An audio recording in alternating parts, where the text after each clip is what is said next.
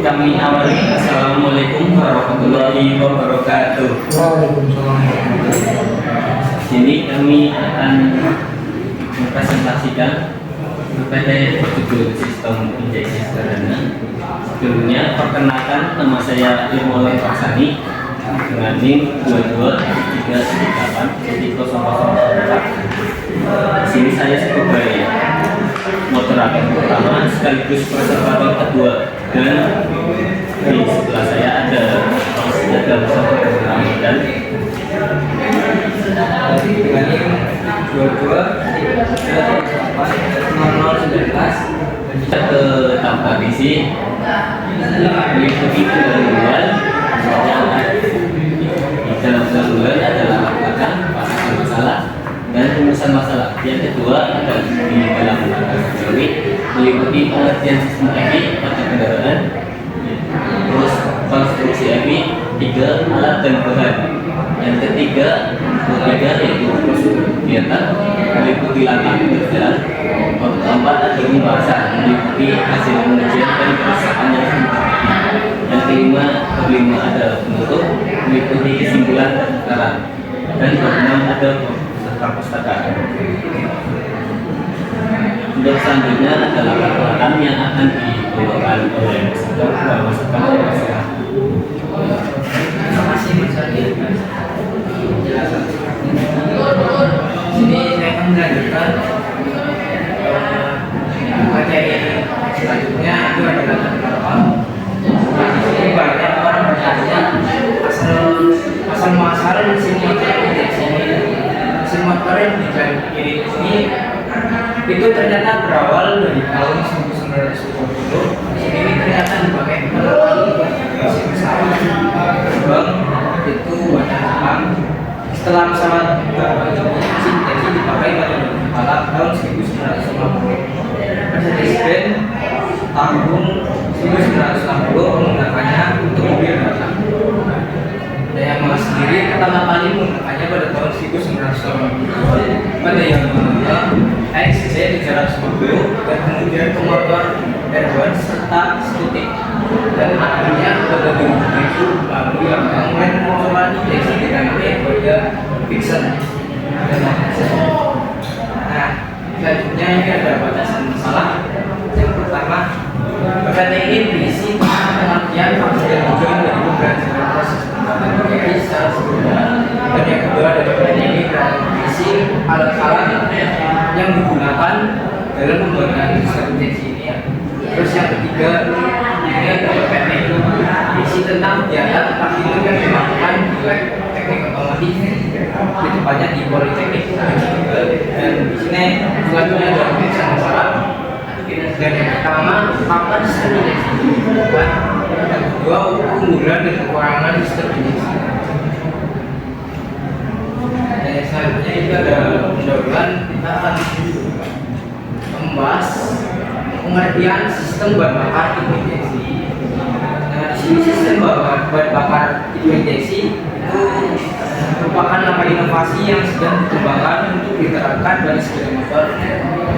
Tipe injeksi sebenarnya sudah mulai diterapkan pada sepeda motor dalam jumlah terbatas itu pada tahun 1990-an.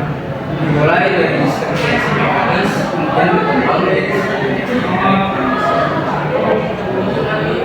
Penggunaan sistem bahan bakar injeksi pada sepeda motor komersil di Indonesia sudah mulai dikembangkan. Salah satu contohnya adalah pada salah satu tipe yang diproduksi Astra pada mesin, yaitu pada motor Honda CBR 150. Nah, istilah sistem EPI pada motor adalah PDMFI, Program Flow Injection, atau sistem bahan bakar yang belum terprogram. Dan yang selanjutnya itu kita membahas tentang konstruksi sistem EPI. Sistem aliran bahan bakar pada sistem EPI terdiri dari full tank, full pump, filter, Philadelphia, injector, rutin, jumper, full pressure regulator, dan full automatic. Menurut Muhammad Solihin, sistem bahan bakar pada motor bensin ini berfungsi untuk mengkabutkan bahan bakar, mencampur bahan bakar dan udara pada kondisi yang tepat sesuai dengan kondisi bensin. Terus bahan bakar dari tadi ditekan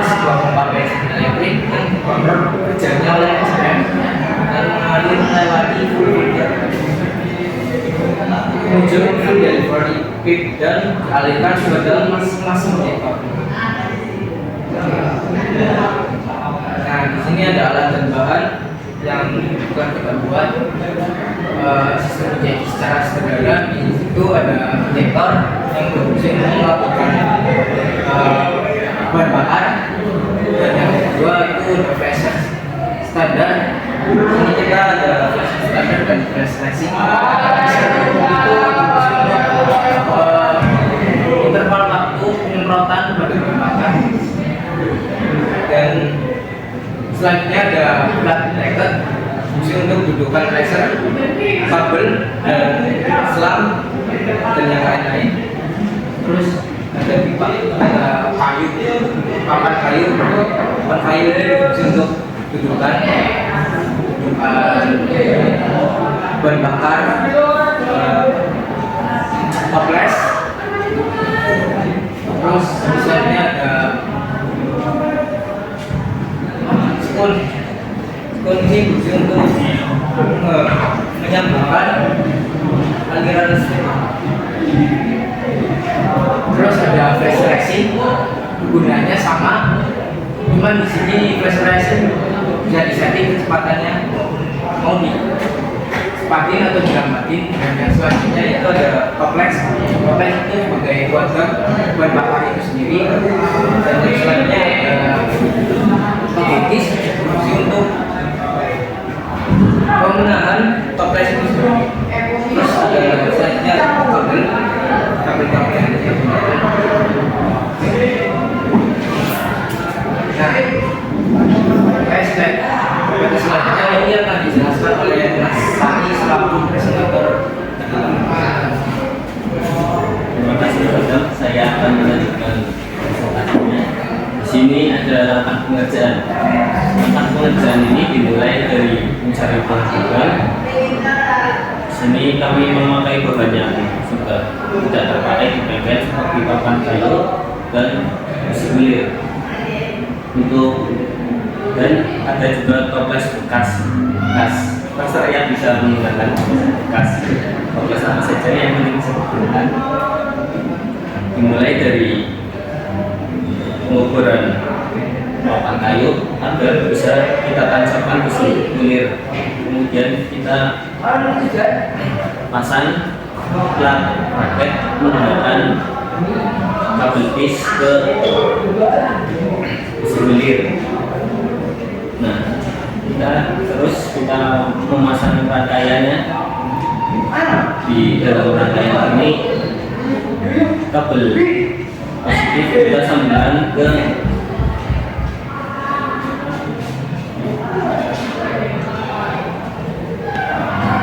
sini ya, bisa dilihat bagian ini kabel positif menuju ke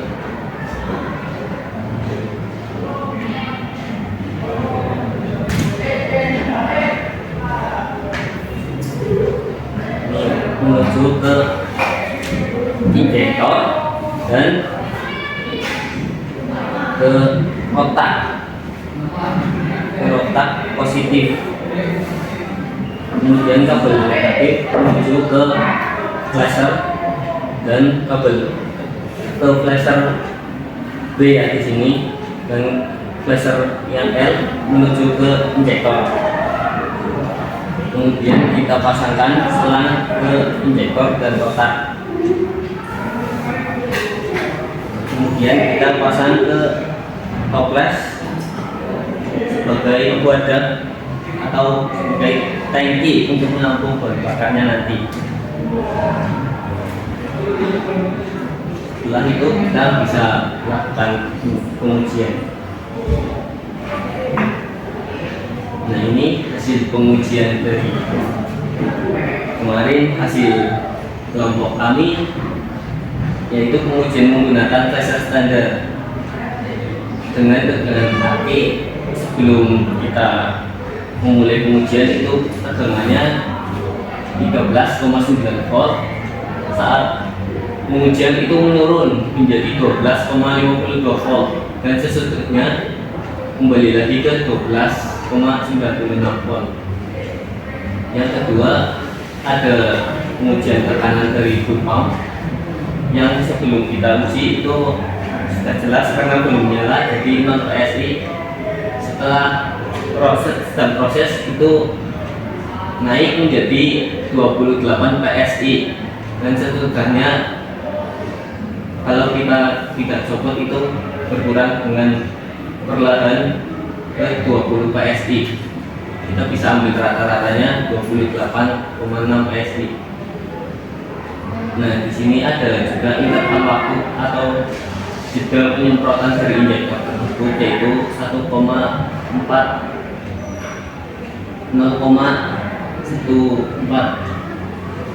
per detik ya. Nah, di sini ada interval waktunya, yaitu di sampel pertama itu ada interval 1 dan naik ke di sampel 2 itu naik ke 2,39, di sampel ketiga turun menjadi 1,69, sampel 4 itu turun lagi menjadi 0,94, dan di sampel 5 turun lagi menjadi 0,92. Kemudian ini hasil pengujian dari fluorescensi hampir sama, cuman berbeda di interval waktu. Jadi fluorescensi itu lebih cepat, mendapatkan 0,0454 per detik. Nah, di sini ada intervalnya. Di sampel pertama kita mendapatkan 0,46, di sampel kedua 0,49, di sampel 3 0,43, sampel 4 0,47, dan di sampel 5 0,42. Kemudian ini ada kerusakan yang sering terjadi, yaitu satu konsleting listrik dan overload. Kita langsung ke kesimpulan penutup, yaitu satu, kurang lebih pada tahun 1922 sampai 1927 Robert Bosch telah menemukan sistem injeksi. Kemanggalan sistem injeksi ini diawali Robert ketika dirinya berhasil merancang pompa injeksi untuk diterapkan pada mesin isi tekanan tinggi. Ini ada gerakannya.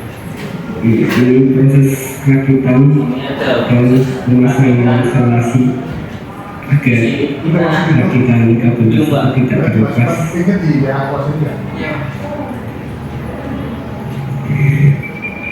Rangkaian ini dimulai dari kabel positif atau Satu menit terhubung ke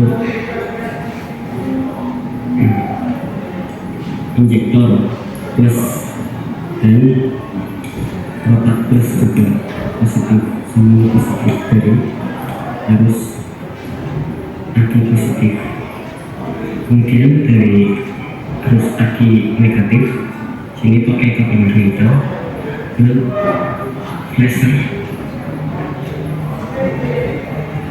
Flasher L ya, sini L. Saya lihat L, terus yang flasher B terhubung ke negatif injektor dan negatif kotak atau bingkai. Nah, kita coba rangkaiannya. Berapa hari? Iya Pak. Pengujian dari rangkaian.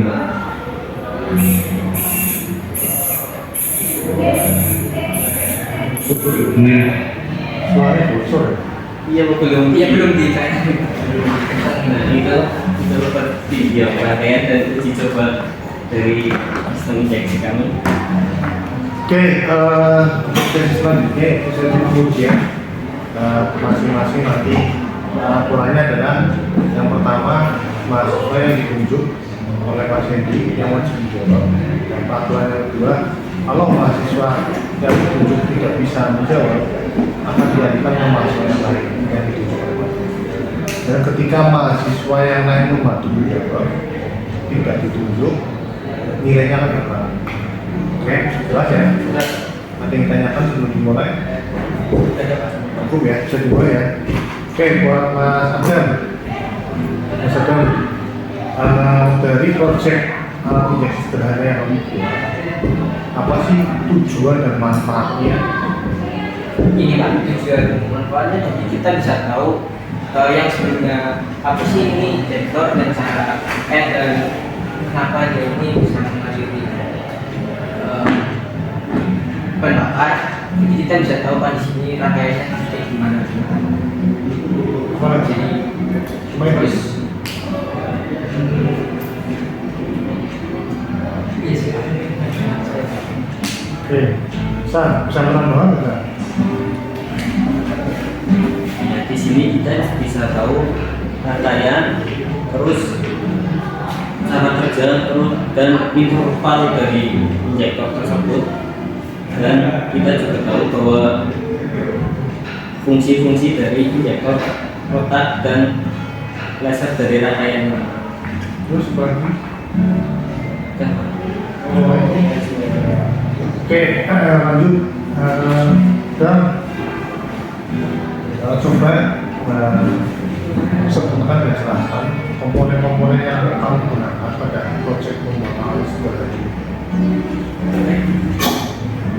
Yang pertama di sini ada kotaknya. Sebagai komponen pertama itu berfungsi untuk memompa bahan bakar melalui selang terus menuju ke injektor. Nah di sini injektor tersebut berfungsi untuk memabukkan bahan bakar dan di sini selanjutnya komponen yang ketiga adalah laser berfungsi untuk mengatur interval waktu penyemprotan bahan bakar yang disebabkan oleh injektor. Terus komponen yang keempat ini adalah kabel. Ini fungsinya untuk mengaliri arus listrik dari aki.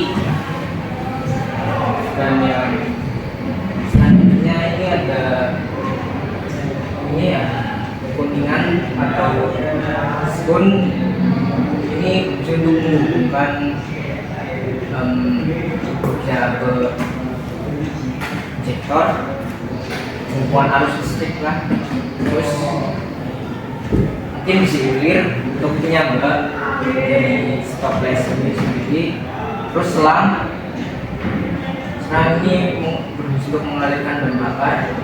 Terus capit buaya ini berfungsi untuk mencarikan ini apa kaki, dan yang warna merah ini plus dan yang warna hitam itu min. Terus selanjutnya ada kabel tis, ini berfungsi untuk apa ya, sebagai pengikat raket, dan raket ini berfungsi untuk menentukan flasher serta kabel-kabel yang lain. Terus di sini ada papan ini berfungsi untuk agar besi uler ini bisa berdiri. Ini agak miring. Dan mungkin itu yang saya tahu. Betul. San, bisa menambahkan kan? Ada yang ingin disebutkan? ini ada seperti soket flasher di sini untuk menghubungkan ke flashernya. Terus juga pastinya kita menggunakan aki untuk sebagai arus. Oke, tadi komponen sudah dijelaskan, kemudian fungsi sudah bisa dijelaskan. Mungkin kemarin pada saat kalian praktek, itu kan ada ukur yang kalian gunakan, beberapa ukur ya, yang kalian gunakan. Pertanyaan buat kamu satu, ukur apa yang kamu gunakan dan satuannya apa, kemudian cara pemakaiannya bagaimana? Alat ukur yang digunakan itu persegi, itu satuannya PSI. Cara penggunaannya itu dipasang mengalirkan selang ke flash, ke bagian kotak, ke injektor. Oke, dan bisa menambahkan kan? Cukup.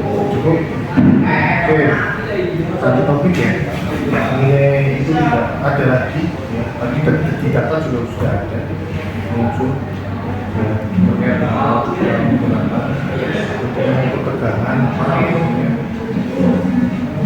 tegangan apa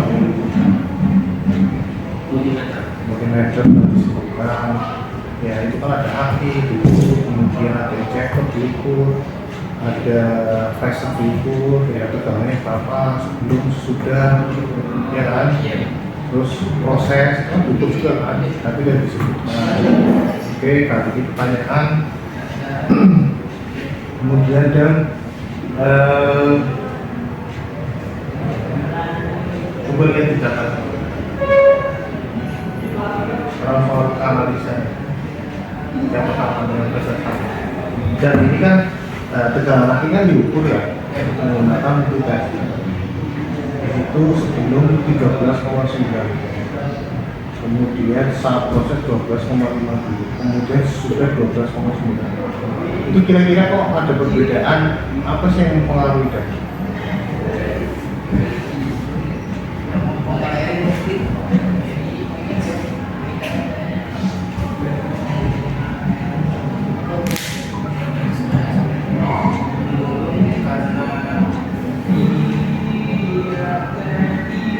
Karena sebelumnya tuh kan belum terpakai, terus saat proses itu dipakai menghasilkan tegangan 12,5 karena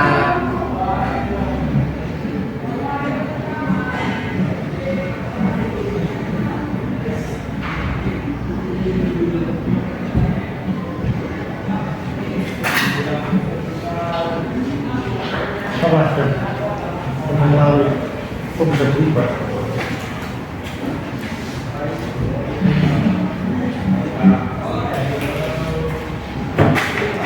Balikan sana, sama sana. Nah, di sini sebelumnya kan 14,9 itu karena apinya sambil dicas jadi melebihi 12 kemudian saat proses itu menurun ke 12,5 volt itu dikarenakan rangkaian ini sudah memerlukan aliran listrik dari aki, jadi pemakaiannya tersebut dari aki ke rangkaian, dan sesudahnya itu kembali lagi ke 12,9 volt, bahkan bisa lebih lagi karena sudah dicas. Oke, itu ada ya. Oke, lanjut ke tekanan full pump dam dan buat pump dam. Itu kan dari sebelumnya 0,0 PSI ya. Kemudian saat proses berapa PSI, kemudian sebenarnya kurang dari 20. Nah, kenapa kok angkanya berubah-ubah? karena sebelumnya itu 0 PSI karena belum dipakai, terus saat proses itu dilakukan karena kebetulan ini kan Tegangan, benar. tekanan itu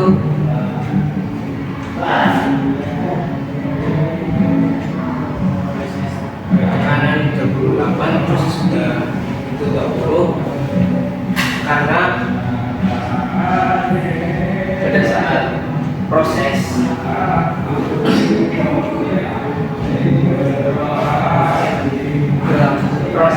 itu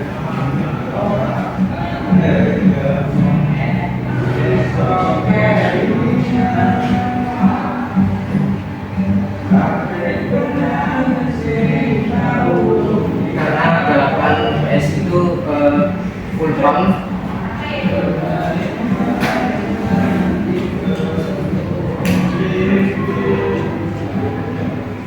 Ada untuk jalan tuntas loh, nilainya belum. itu karena 8 PSI.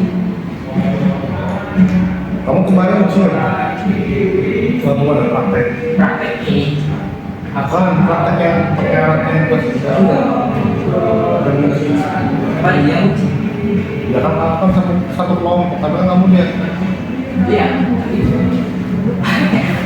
harusnya kamu tahu kan pas ini ya kemarin diuji semua otak satu otak dua, kan nanti ini nanti kan jadi pertanyaan semua dengan termasuk. Gimana San? Kamu gimana tadi? di sini non PSI dikarenakan sebelumnya jadi rotak masih belum menyala.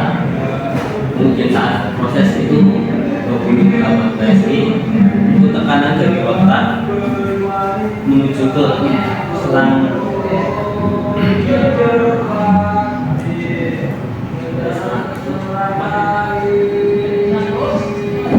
Apa alat ukurnya apa?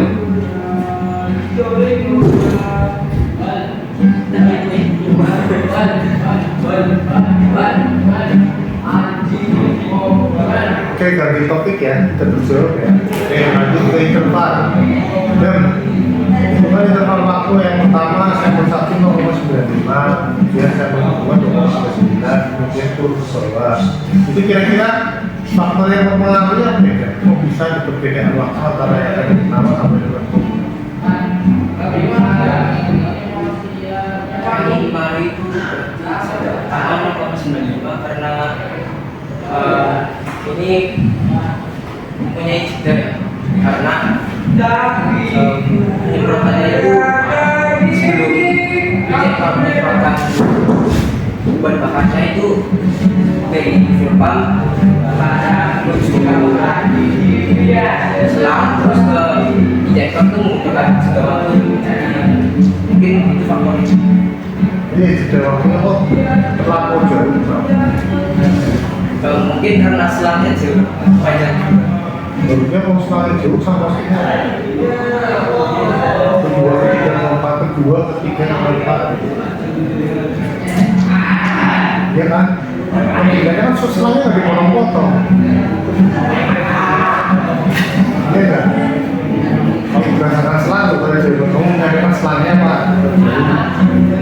Nah, sedangkan itu sampel kedua, ketiga, keempat, kelima dari sampel 2 sampai 3 itu berbedanya semakin menurun.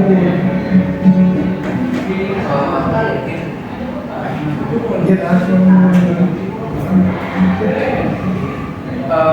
Di sini mungkin ada terjadi masalah pada flash.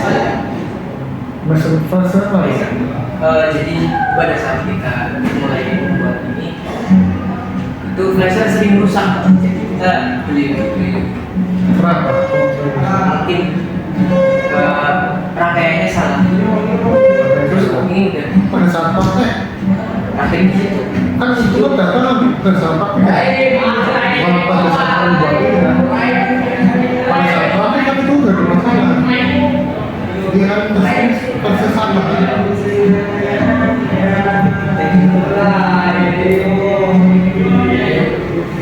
Apa sampel kamu apa tadi? ini merupakan waktu yang karena keterbatasan alat jadi kami menggunakan stop karena kami tidak bisa mengikuti kecepatan dari interval injektornya sendiri. Mas Pakar, apalagi dari segi komponen mungkin itu dari segi mungkin error ya, error dari pada saat pencetak error dari segi komponen ada nggak breakdown? Standar Nah, ini apa? Ini standarnya. Itu berbanding pengaruhnya, coba kamu lihat yang masih itu.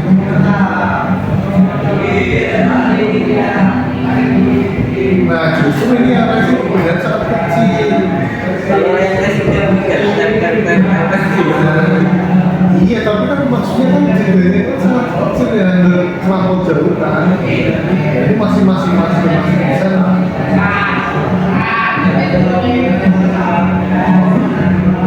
Oke, pertanyaan terakhir. Dan kendalanya apa dulu pada saat konsepnya kamu ngomong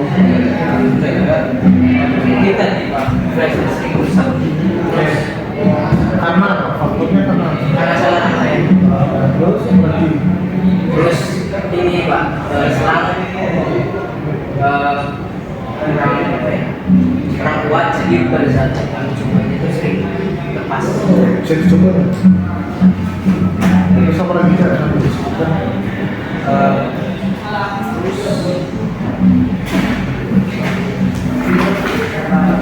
Oh iya, Tinggal apa itu? mungkin kendalanya itu pada kabel spoon ini kurang apa ya, kurang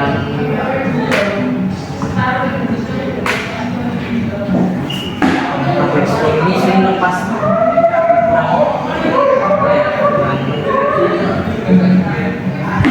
Tarik lagi.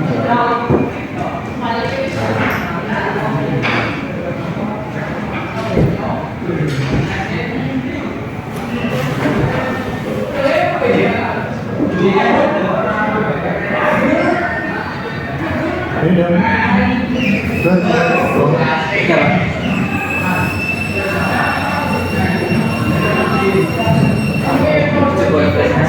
ya. Dan pertanyaan terakhir buat kita. Klub sebutkan minimal 3 kelebihan dan kekurangan dari konsep.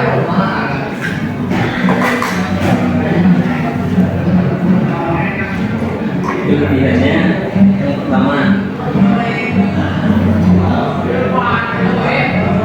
Ada yang kelebihannya?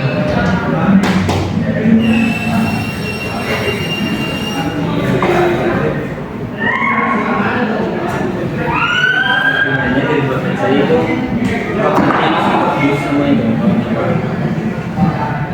Terus Tiga jauh gak dapat nilai poinnya.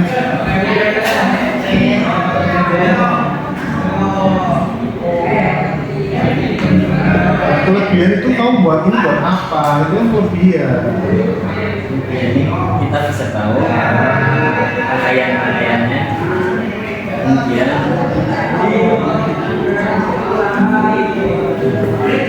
kita belajar cara membuat, kita juga tahu cara membuatnya, terus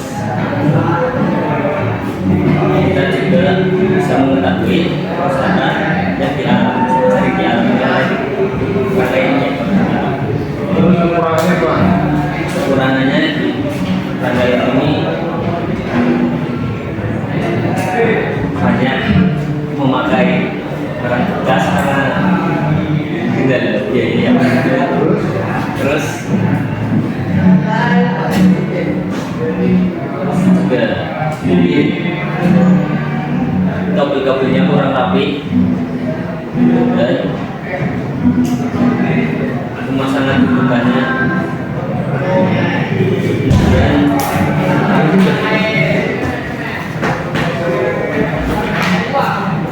Kalau satu lagi kan? flash-nya sering rusak. Ya. Cepat ya kan? Ada perbedaan. Wah cepet. Oke, cukup ditutup silakan.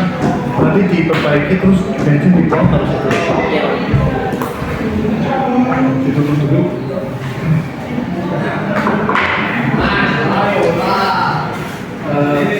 baik, saya sebagai juga minta maaf untuk membawakan